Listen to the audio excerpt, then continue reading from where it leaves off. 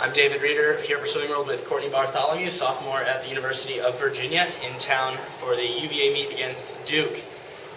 Courtney, welcome to Durham. Hi. Freezing cold Durham. It's actually not as cold as Charlottesville. Oh, Charlottesville must be pretty cold. So, what events are you swimming here today? I'm swimming the 100 free and the 100 fly. A little bit off schedule, but just for fun. None of those backstroke events. None of the backstrokes today, no. You have had a pretty good year in those backstrokes. Top ranked in the country in the 100 back and right up there in the 200 back. Talk about those times that you've already swum this year. The meet at Ohio State, I was not expecting to go as fast as I did right off the bat in season. But to have those times now, I've set myself up really well for NCAAs to in the circus heat to be at the top. So I'm just really excited about that and see where it can take me. Yeah, you're arguably in two of the most competitive events in the country with Olympians all over the place in the 100, 200 backstroke. Just talk about racing some of those girls like from Cal and also Elizabeth Beisel from Florida. Yeah, to have your name spoken with the elite swimmers in the country is just a huge honor personally for me. And just to know that I'm at that caliber is just wonderful, and to bring UVA's name up there is great. Yeah. You had a pretty good meet at ACCs last year, but at NCAAs, you swam pretty well, but a lot of those times were in the B finals.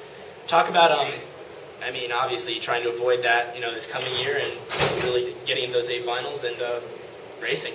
Yeah, last year was my first year, so it was a learning curve. Definitely came into it. I thought at NCAAs, my times would make the top heat, but it just goes to show that you have to be able to throw down a great time in the morning, and you have to be able to push yourself to your limits the first time you get in that water. Yeah. Also at UVA, new coaching staff coming in. Talk about that transition just a little bit. The transition has definitely gone better than expected, in my opinion. I think they came in with a great energy, and they've totally changed the program around. We're doing different stuff than we were last year, and I think just the team's really excited about all of it. Yeah. You have ACCs coming up in about a month, and then 4 weeks from right now, actually.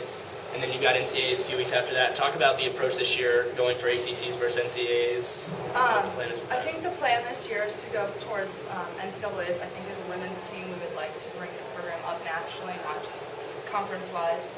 We're going to still have girls tapering for ACCs, so it's always great to have great rivalries within the ACC, but I think we're really focused on the national scene this year. And ACCs could be a pretty good competition.